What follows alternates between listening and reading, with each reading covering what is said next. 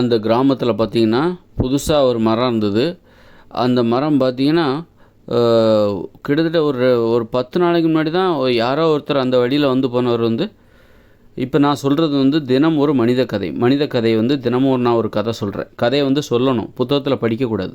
இயற்கையான கதை, செயற்கையான கதைகள் அதைத்தான் நீங்கள் புத்தகத்தில் எழுதி அதை நீங்கள் படிச்சுட்டு இருக்கீங்க. புத்தகத்தில் படிக்கிற கதைகள்லாம் மனிதர்களின் இயற்கையான கதைகள் கிடையாது.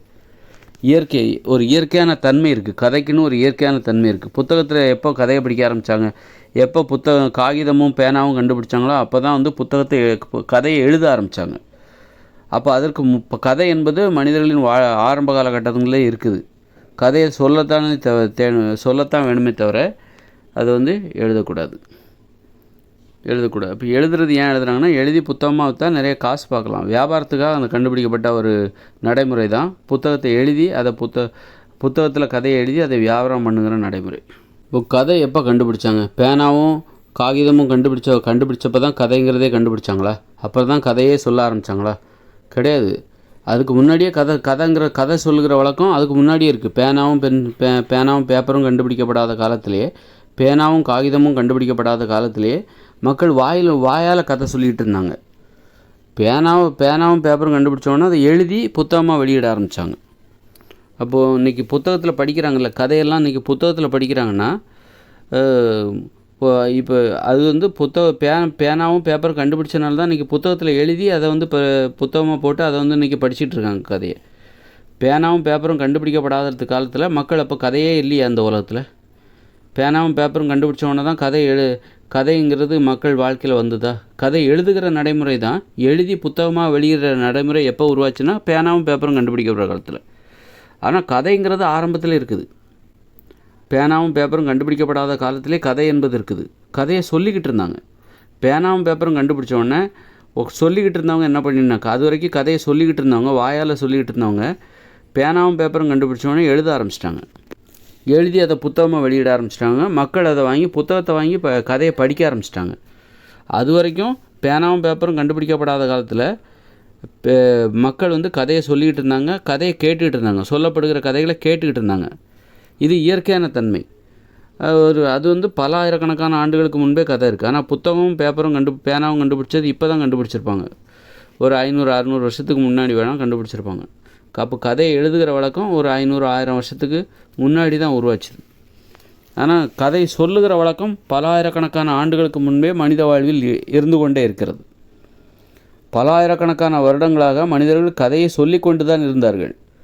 இப்போ தான் எப்போ பேனாவும் பேப்பரும் கண்டுபிடிச்சாங்க? ஒரு 1000 வருஷத்துக்கு முன்னாடி தான் கண்டுபிடிச்சாங்க. அதுக்கப்புறம் தான் பல ஆயிரக்கணக்கான ஆண்டுகளாக கதையை சொல்லி கொண்டு இருந்த கதையினாலே அதை சொல்லிக்கிட்டு தான் இருந்தாங்க. அப்படிப்பட்ட மக்கள் பல ஆயிரக்கணக்கான ஆண்டுகளாக ஒரு நடைமுறை பின்பற்றிட்டு வராங்க. இந்த பேனாவும் பேப்பரும் கண்டுபிடிச்சாங்க பாருங்கள், பல ஆயிரக்கணக்கான ஆண்டுகளாக பின்பற்றி கொண்டிருந்த ஒரு நடைமுறையை அப்படியே விட்டுட்டாங்க. கதையை சொல்லுகிறதே விட்டாங்க, கதையை சொல்கிற வழக்கத்தையே விட்டுட்டாங்க. அப்புறம் கதையை எழுத ஆரம்பிக்கிறாங்க, எழுதி புத்தகமாக வெளியிடுறாங்க, அதை வாங்கி படிக்க ஆரம்பிச்சிட்டாங்க. கதைனாலே எழுதுறது, அதை படிக்கிறது, புத்தகத்தில் படிப்பது தான் கதை, புத்தகத்தில் எழுதுவது தான் கதை. கதைனாலே அது புத்தகத்தின் மூலமாக தான் நமக்கு தெரிய வர வேண்டும் அப்படின்னு அது மாறிப்போச்சு. ஆனால் கதைன்னா அதை சொல்லணும், எழுதக்கூடாது. அது இயற்கையான தன்மை. அதனால் அப்போ இன்றைக்கி நான் ஒரு கதை சொல்கிறேன். அப்படின்னா என்ன கதை அப்படின்னா, ஒரு ஊரில் திடீர்னால ஒரு 10 நாளைக்கு முன்னாடி தான் ஒருத்தர் வந்து யாரோ ஒருத்தர் ஒரு பழம் கொடுத்தாருன்னு சொல்லி சாப்பிட்டு அந்த விதையை போட்டிருக்கிறார். அந்த விதையை போட்ட உடனே மறுநாளை பார்த்தோன்னா கிட்டத்தட்ட 5 அடிக்கு செடி வளர்ந்துருச்சு. ஒவ்வொரு நாளும் 5 அடி வளர்ந்துக்கிட்டே இருக்குது. இந்த இடத்துல நான் இன்னொரு தகவல் சொல்கிறேன். கதைன்னா எப்படி சொல்லணுன்னா, நடைமுறை வாழ்க்கையில் நடக்க முடியாத சம்பவங்களை தான் சொல்லணும்.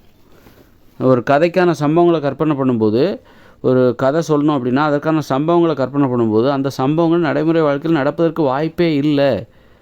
அப்படிப்பட்ட கதைகளை தான் சொல்லணும். இப்போ நான் சொல்கிறேன், ஒரு விதையை ஒருத்தர் போட்டார், ஆனால் அந்த விதை என்ன விதைன்னு தெரில. ஆனால் யாரோ ஒருத்தர் பழம் கொடுத்தாரு, அந்த பழத்தை சாப்பிட்டு அந்த விதையை அந்த பூமியில் புதைச்சார். புதைச்ச 5 நாளில் கிட்டத்தட்ட 10 நாளில் 5 அடி வளர்ந்துருச்சு. எந்த ஒரு செடியும் 10 நாளில் 5 அடிலாம் வளராது. அப்படி தான் கற்பனை பண்ணணும். நடைமுறையில் நடப்பதற்கு சாத்தியமே இல்லாத விஷயங்களை தான் கற்பனை பண்ணணும். 10 நாளில் 5 அடி வளர்ந்துருச்சு. ஒவ்வொரு நாளும் அரை அடி வளர்ந்துக்கிட்டே போகுது. உலகத்தில் எந்த ஒரு செடியும் அப்படியெல்லாம் வளராது. அப்படின்னா அப்படிப்பட்ட விஷயங்களை தான் கற்பனை பண்ணணும். நடக்கவே முடியாத விஷயத்தை தான் கற்பனை பண்ணணும். கிட்டத்தட்ட பார்த்திங்கன்னா அது ரொம்ப உயரமாக வளர்ந்துக்கிட்டு இருக்குது. அதே நேரத்தில் அது வந்து அது தடியாகவும் இருக்குது, வளர வளர குண்டாகவும் இருக்குது. ஸ்ட்ராங்காக நிற்கணும்ல, அதுக்கு தகுந்த மாதிரி அது உயரமாக வளர்ந்துக்கிட்டே இருக்குது. மிக உயரமான மரமாக மாறிப்போச்சு. கிட்டத்தட்ட அது மேகத்தையும் தாண்டி போயிடுச்சு. ஒவ்வொரு நாளும் அரை அடி வளர்ந்துக்கிட்டே இருக்குது, அரை அடி வளர்ந்துக்கிட்டே இருக்குது. அப்போது ஒரு வருஷத்தில் அந்த அது எத்தனை அடி உயரம் வளரும் பாருங்கள். 180 அடி உயரம் வளரும் ஒரு வருஷத்தில். மக்களுக்கு பயம் வந்து போச்சு. என்னடா இது இப்படி வளர்ந்துக்கிட்டே இருக்குது. அதே நேரத்தில் அது குண்டாகவும் இருக்குது, ஸ்ட்ராங்காகவும் இருக்குது. பூமிக்குள்ளேயே நல்லா வேர் விட்டு ஸ்ட்ராங்காக இருக்குது. சரியறதுக்கு வாய்ப்பு இல்லை. எவ்வளோ தான் உயரமாக போனாலும் அது சரிஞ்சு விடுற மாதிரிலாம் இல்லை, ரொம்ப உறுதியாக இருக்குது. அது போயிட்டே இருக்குது. ஆச்சரியமாக இருக்குது. பக்கத்து ஊருக்காரங்களாம் பார்க்குறாங்க இந்த உயரமான மரத்தை, அங்கேருந்தே பார்க்குறாங்க, அவங்க ஊர்லேருந்தே பார்க்குறாங்க. என்னடா இது உயரமாக வளர்ந்துக்கிட்டே இருக்குது. கிட்டத்தட்ட வருஷக்கணக்காக பார்த்துக்கிட்டே இருக்காங்க. ஒவ்வொரு நாளும் அரை அடி உயர்ந்துக்கிட்டே இருக்குது, அரை அடி உயர்ந்துக்கிட்டே இருக்குது. திடீர்னால பார்த்தா ஒரு வருஷம் ஃபுல்லாக அரை அடி உயர்ந்த மரம் இப்போ ஒரு அடி உயர ஆரம்பிச்சிருச்சு. ஒவ்வொரு நாளும் ஒவ்வொரு அடி உயர்ந்துக்கிட்டே இருக்குது. அது மேகத்தையும் தாண்டி போயிடுச்சு. ஒரு 2-3 வருஷத்தில் அந்த மரம் வந்து கிட்டத்தட்ட ஒவ்வொரு நாள் ஒரு 1000 அடிக்கிட்ட போயிடுச்சு. 2-3 வருஷத்தில் 1000 அடி உயரம். ஒவ்வொரு நாளும் ஒவ்வொரு வருஷமும் அது கூடிக்கிட்டே போயிட்டே இருக்குது. அது மேகத்தையும் தாண்டி மிக மிக பெரிய ஒரு மரமாயிடுச்சு. ஒரே ஆச்சரியம் அந்த மக்களுக்கு, இது என்ன மரம்னே தெரியலையே அப்படின்னு சொல்லிட்டு. ஆனால் எந்த பழமும் பழுக்க மாட்டேங்குது அந்த மரத்தில். சரி, பழம் பழுத்தா இது போன்ற மரங்களை நிறைய நட்டு வைக்கலாம் அப்படின்னு பார்த்தா பழமும் பழுக்க மாட்டேங்குது. ஆனால் வளர்ந்துக்கிட்டே போயிட்டே இருக்குது. கிட்டத்தட்ட 1000 அடி, கிட்டத்தட்ட 5 வருஷமாக அந்த மரம் வளர்ந்துக்கிட்டே இருக்குது. இப்போ 5 வருஷமாக 15 என்னாச்சு, 15,000 அடி இல்லை 1500 அடியா?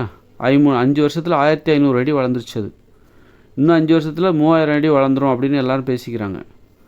இன்னொரு 5 வருஷம் ஆகிப்போச்சு. அப்போ பார்த்திங்கன்னா அது 3000 அடி வளர்ந்துருச்சு. அதோட சுற்றளவு இப்போ ரொம்ப பெருசாகிடுச்சு. அதோட சுற்றளவு அந்த மரத்தண்டோட அந்த அந்த அந்த அந்த மரத்தின் சுற்றளவு இருக்குல்ல, அது ரொம்ப பெருசாகி போச்சு. கிட்டத்தட்ட ஒரு பெரிய வட்டமாக இருக்குது, பெரிய வட்டம். அதை சுற்றி வர்றதுக்கே 5 நிமிஷம் ஆகும், அந்த அளவுக்கு பெருசாகிடுச்சு. மிக உயரமான, உலகத்தின் மிகப்பெரிய உயரமான மரமாக அது வளர்ந்துக்கிட்டே இருக்குது. அதுக்கு தடையே இல்லாமல் வளர்ந்துக்கிட்டே இருக்குது. வானத்தை நோக்கி போய்கிட்டே இருக்குது. எல்லோரும் அதிசயமாக பார்க்குறாங்க.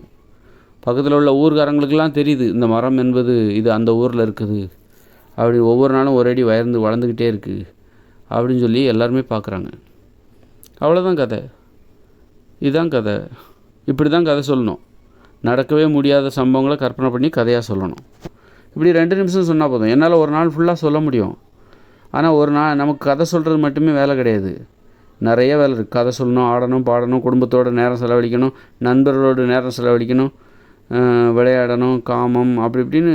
அப்புறம் தொழில் செய்யணும், உணவை உற்பத்தி செய்யணும், வீட்டை சுற்றியெல்லாம் சுத்தமாக வச்சுக்கணும், உணவை ரெடி பண்ணணும். இப்படி பல வேலைகள் இருக்குது. நம்மளால் நாள் முழுவதும் கதையே சொல்கிறதுக்கு நமக்கு ஒன்றும் வேலை வெட்டி இல்லாமலாம் இருக்கிறோம். பல வேலைகள் இருக்குது. அதுக்காக நம்ம கதை சொல்லாமல் தான் இருக்கக்கூடாது. கதையும் நமக்கு ஒரு வேலை, கண்டிப்பாக சொல்ல வேண்டிய ஒரு வேலை. தினமும் ஒரு 2-3 நிமிஷம் கதை சொன்னால் போதும். தினமும் சொல்ல வேண்டியிருக்கு, அதனால தான் 2 நிமிஷம் சொன்னால் போதும். இதுதான் கதை. இப்படி தான் கதை சொல்லணும்.